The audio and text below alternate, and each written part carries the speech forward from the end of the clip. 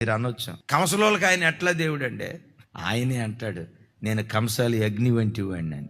చాకలోళ్ళకి ఎట్లా దేవుడు అండి? నేను చాకలి సబ్బు వంటి వాడిని అంటాడు. రాజులకి ఎట్లా దేవుడు అండి అంటావా? నేను రాజులకు రాజులు అంటాడు. అయ్యో, బ్రాహ్మణులకి ఎట్లా దేవుడు అండి? యేసుక్రీస్తు ప్రధాన పూజారి, ప్రధాన యాజకుడు. మా కాపులకు దేవుడు కాదండి అని అంటావా?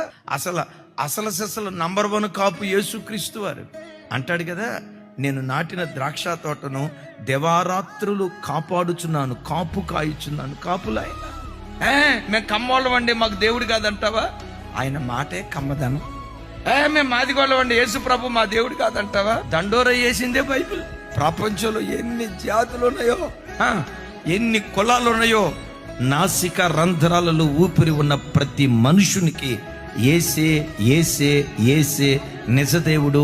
ఆయన తప్ప వేరొక దేవుడు లేడు.